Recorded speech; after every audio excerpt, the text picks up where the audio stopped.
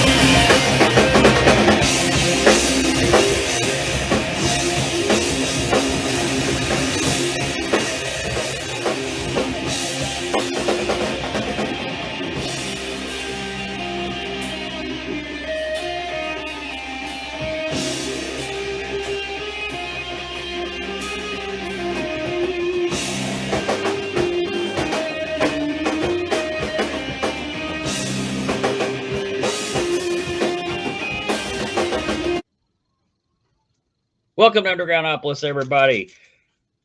Here we are. We're going to talk a little bit about Record Store Day 2022. I met these bands. And this band, I think they closed out tonight, but they brought down the house. But first, just going to keep talking about it. Open mic night every Wednesday night, Dundee Tavern, Dundee Road, in the Highlands, in Louisville, with your gracious host that looks just like me and sounds just like me. 7 to 10 every Wednesday night. It's acoustic, but there's cajon. It's all ages, family friendly. Come on out. Original music encouraged, of course. Come sing us a song. It's going to be a good summer. If everything opening back up, everybody getting well again, and it's going to be this is going to be a good season. It's probably going to. I think it's going to be our best season. I say with absolute. Hoping not to jinx it. I'm going to bring our guests on, and I'm going to let them introduce themselves here. What's going on? We are Black Moon Cult. I'm Caleb, singer, guitar player. I'm Dylan. I'm the new bassist. And I am Jeff. I do the drums.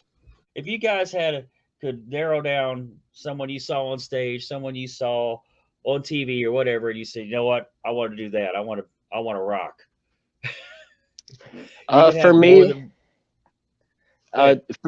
For me, it was actually Michael J. Fox.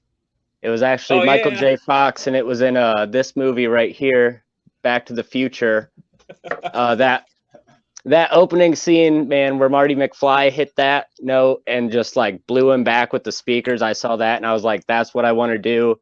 And then I saw the movie Teen Wolf, and I heard the Beach Boys in that, and then that was the first record I ever got was Beach Boys' Sound of Summer, and that's pretty much why I play music. How about you fellas? Honestly, seeing my dad and his band on stage was like my first introduction to live music, so like definitely that's what started it for me. The first record that I remember hearing as a kid was Pink Floyd's Dark Side of the Moon. And I had seen the video of Pink Floyd's Live at Pompeii really young. Mm-hmm. And the vibe of that whole concert just made me feel like, you know what? I want to do that. So I did it. I remember renting that really young. Live at Pompeii. I definitely remember renting that from before video stores were even a thing. But there was one place in town that was what was called a disc. They're about that big, and you slid them into a player, and it was a terrible product. It failed within a couple of years. VCRs came out, and bam. like a laser disc situation. It's called a video disc player. It came in a case. You stuck the whole case into the machine, and you pulled the case out. The disc would stay in. It was a massive fail. The only reason we owned it was because I won it. I filled out a little card at the video place and put it in, and they actually drew my name. That's the only reason we owned it. Oh yeah. First thing I ever won, though. Hell yeah. How did Black Moon Cult come together? Originally, Jeff and I have been playing together for about 8 years, I'd say. We were originally in a death metal band called the Baddest together. And then when that band kind of split up, everybody kind of went their separate ways for a little bit. And I got really into psychedelic music. I'd always been into old 60s music and psychedelic stuff. And then after that death metal band ended, I really wanted to do something more in the psychedelic vein, but something with like some balls to it still. So it was still heavy. And so that was like kind of, I incepted the idea, and then there was a bunch of lineup changes over time, and Jeff came back into the fold, and then Dylan just joined. I think we made the official announcement of him joining about 2 weeks ago now. Yeah. So it's sort of my brainchild, but we've been playing together for about 8 years. So yeah, I came back around and he's like, dude, we gotta slow it down. yeah. I was like, all right, we could do that. Well, you kind of answered the next question with what you just said, so we'll go to the next one. What's your favorite show you've ever played? That's a hard one. This past record store day was definitely a great one. If we're talking Black Moon Cult shows, that's definitely favorite. Going back, I mean, Jeff and I, we've played with Broken Hope, Suffocation, like a lot of really big names in death metal. So any of those shows were all really great shows. But as far as Black Moon Cult, I got to say this past record store day really kicked ass for us. Strum Around Sandusky, Ohio, for sure, for Black Moon Cult. That was like my favorite show so far. Oh yeah. Where are you all from? You're not from Sandusky? No, we're actually from about an hour, 40 minutes from there, Napoleon area. Okay. Yeah, very small, kind of like corn cob town. Yeah. Nothing going on. Just we're pretty much the only musicians around this area. We're close to Toledo, is kind of the closest major town. So that's probably the scene that we claim. Well, we're not too far from our buddies in Red Fan either. Yeah. Our buddies in Red Fan, yeah, they're right over in Holgate, so about 20 minutes away from us. Yeah. So but we're probably about the only two bands within like 40-mile radius of our place. Easily, yeah. A corncob town in northern Ohio. I can't imagine. Yeah. I loved Record Store Day. I absolutely loved it, but the drive there was kind of, man. It's 30 podunk town after podunk, 35 mile an hour.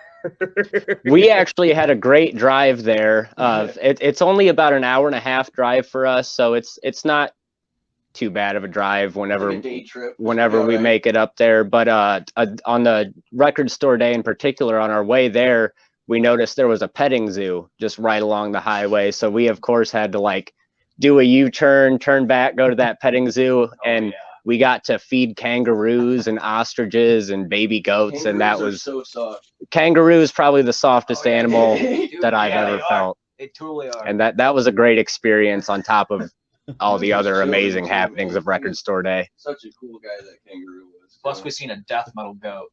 Yeah, he probably would have just like if we asked him to, you know. Give him an I've seen apple. a metal goat at the Indianapolis Zoo. It's straight up looked like Satan. I was like, Oh yeah. but I don't know if I'm going to keep it or not. It was a scary looking goat, man. Well, here's the counter question: what's your least favorite show? Tell us a story where you bombed. I love this question. Almost. I mean, like I said, we were in a death metal band, and we're from a corncob town, so there's almost too many of those to count around where we're at. Just as many good as bad. But Yeah, that death metal around a small town doesn't fly much. That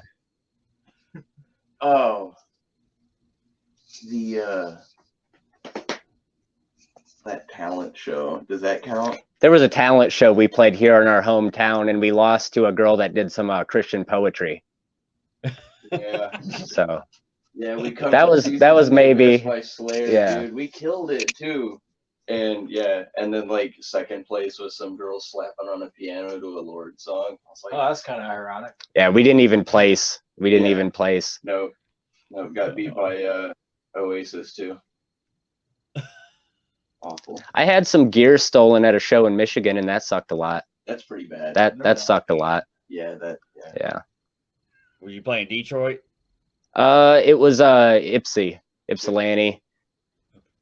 The venue, they were great about it. It was at the Maidstone Theater, and we just our old bass player, my amp head was in the back of his truck, and he left it unlocked. And that's more our mistake than anybody's. You know what I'm saying? Leaving a vehicle unlocked at a rock show. Yeah. Well, I was calling it Ypsilanti on the way up, so really we were probably asking for it. Home of Iggy Pop.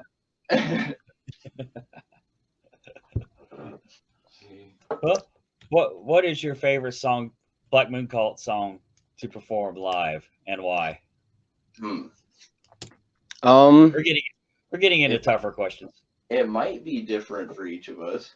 Yeah, I think for me, out of our original songs, it would probably be Supernova, because I have the most fun guitar solo in that one, and that one's just like a heavy banger, probably our most catchy song.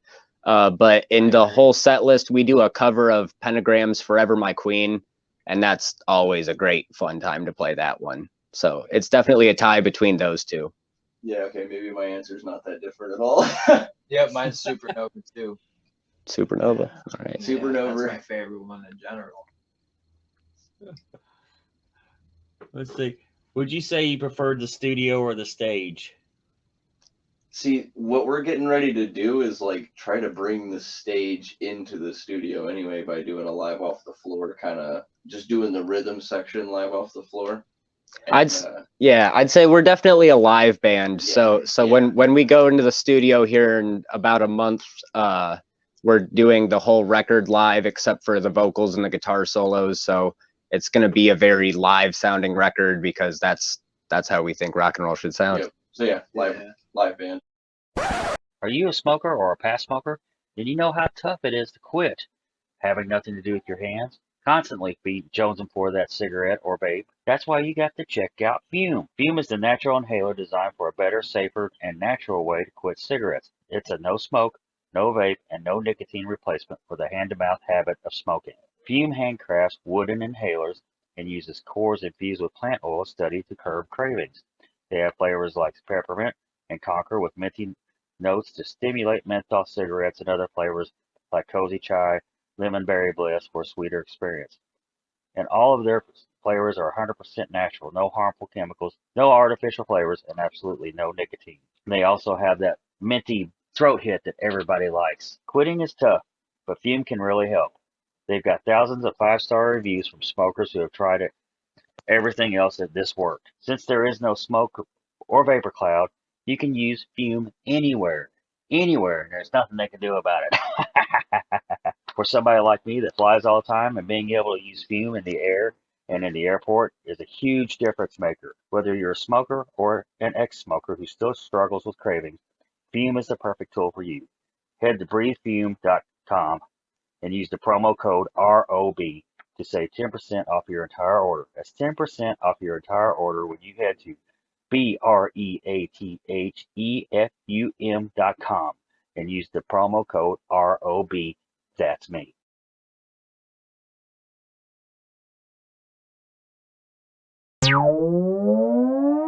Let's see. If you could open for anybody, who would that be? Melvins? The Melvins. Yeah. The Melvins is a good one. Maybe if I have a time machine in this scenario, then I'd say go back to like 1969 and Us on a Bill with Syd Barrett era Pink Floyd, because that would be my shit. Ooh, wait. Hot take. Personally, for me, if I could time travel back in time, I would go back to 1969, Hyde Park, Rolling Stones, and King Crimson.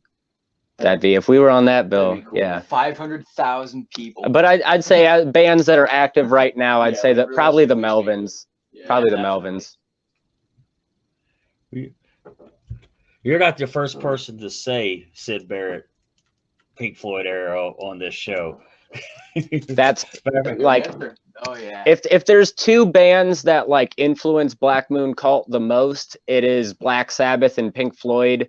We're influenced by all eras of Pink Floyd. I love David Gilmour, but something about like the weirdo of Syd Barrett really speaks to me and influences my writing particularly. And him as a person. But the other guy was, his name's Craig Bell. He was from a band they're called Rocket from the Tombs, which is a Northern Ohio band. I don't know if you remember them, but Rocket from the Tombs, when they split up in the 70s, Chrome and Blitz went on with Steve Baders and formed the Dead Boys. And I don't know if you remember them, but that's a Cleveland band, and they've influenced a whole lot of punk rock. I mean, a lot. Yeah. I've heard of the Dead Boys. I can't recall having heard any of their music myself, but I've definitely heard the name thrown around here. Well, if you ever heard Guns N' Roses' Spaghetti Incident album, there's a song there called "Ain't It Fun." That's exactly. I'm a massive Guns N' Roses fan here, so that is where I've heard it for sure. Yeah, "Ain't It Fun" was actually a Rocket from the Tombs song, but Dead Boys, when they came out, since members of Rocket from the Tomb formed Dead Boys, they and the writer went to Dead Boys. They recorded "Ain't It Fun," but it was originally a Rocket from the Tomb song. Well, Craig brought up Syd Barrett quite a bit. He liked it. So it's funny that recent Northern Ohio guys, oh yeah, both brought up Syd Barrett. Anyway, I'm rambling. I'm sorry. No, oh, you're fine. You're that's fine, man. cool. I like that. But what's your most personal song? And everybody can have a different answer for Black Moon Cult. Would be your most personal song? Are we talking Black Moon Cult songs or other artists? No, Black Moon Cult songs. Again, probably Supernova. That one's very personal. That one, the lyrics in that one are very personal for me. And why is that? It's very much it's a very self-reflective kind of song. I've realized there's a certain line in there, Supernova, show me what it means not to be seen. And that's something that is in a lot of self-reflection, I found something about myself that statement reflects that. Now, where all have you performed? Black Moon Cult. Black Moon Cult, we've played in Columbus at the Space Bar. We've done Howard's Club H in Bowling Green, and that was with the band Today Is the Day and Worms. They were on a tour together. We got the opening slot. That was pre-pandemic, and then post-pandemic, we've played Strum Around twice. I think May or March. What? We were there earlier in the year, and then we were there for Record Store Day, and then somewhere in between there, we played Venue 18 in Fostoria. Right on. Yep. We have been working away at the grindstone lately, so days are just like blending together, and like I don't think I've slept right in about 2 days myself. Yep. The bookings this summer, we're getting all over the place this summer. So where are you going to be playing at this summer? Our next show, because we're entering the studio on June 10th, so between now and the studio time, we're not planning on gigging. We're just rehearsing a lot, getting everything down tight. But our first show after our studio time will be on June 18th, and that's the Stoned Alien Psychedelic Doom Festival in Grove City, Ohio. It'll be at the Dojo, and that's with our friends in Beyond Neptune and a bunch of other great bands. That's our next show. And then stuff that I can announce right now, we have a 3-day run in July in Toledo on July 14th, and that's us opening for a tour that has yet to be announced yet. But the day after that, the 15th, we'll be in Norwalk at the Water Bottom stage, and then the day after that, on the 16th, we'll be in Sandusky at Strum Around. I'm really excited to check out the water bottom stage. We haven't been there yet. We were just hanging out with Pete over at Record Store Day too, and he's excited to get us on there. So I can't wait for that. Scott's amazing. Oh yeah. Oh yeah. Scott definitely is the reason why we're out that way at all. Like Strum Around is kind of a home away from home for us for sure. Yeah. It's getting to be that way with me. Yeah, that's awesome. Like it kind of goes beyond like what you would consider a reasonable drive to go and hang out with some friends. It's like, who cares? It's such a great place to be. Like, yeah, I'll drive 4 or 5 hours to get there. Maybe only once, twice a month, but worth it.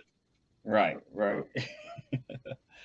Yeah, but viewers and listeners would just be sure and check out Strum Around Studios. I just plugged that in there because Scott's a really great guy. They cannot say enough kind things about him. Oh, he ships all over the country, and he's got a really good selection of albums, and it just keeps growing, and the venue's getting bigger too. It's just It keeps getting bigger. All right, if you could work with, here's a tough one.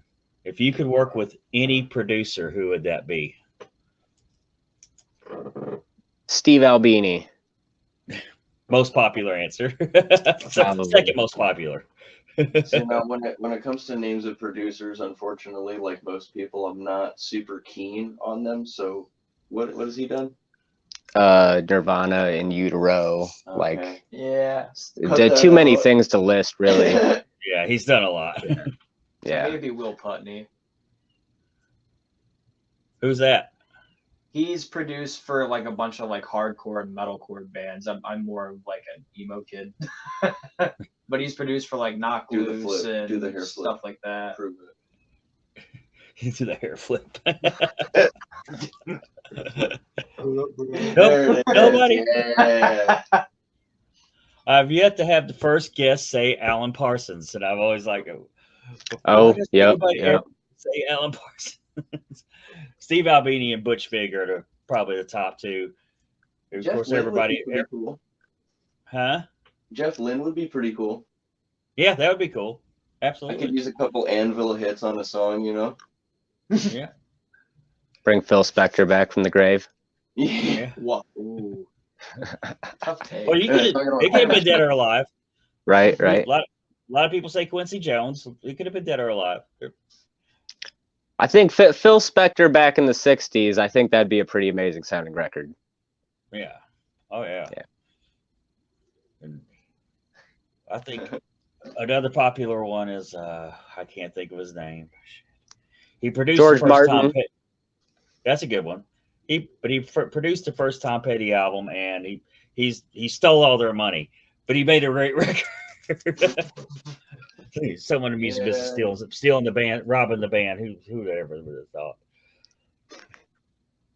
Well, guys, you got a Bandcamp or anything you want to plug in before we wrap it up?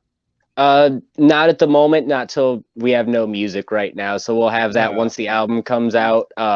Once again, we'll be recording that album June 10th. It should be out within a couple months. If you want to follow us, the best place to do that is on Facebook. Facebook.com/psychedelic Black Moon Cult. That's where we'll be posting the most updates and stuff. Yep, and then as we get more stuff to release, we'll expand onto the other socials like Twitter and Instagram and TikTok and all that fun stuff too. But in the meantime, if you want to hear something from some of us, Dylan right here has a side project. His solo band is called King Tarkus, and they have some stuff on Bandcamp. So if you want to support members of the band, go over to his Bandcamp, buy his stuff at King Tarkus. That would be kingtarkustheband.bandcamp.com.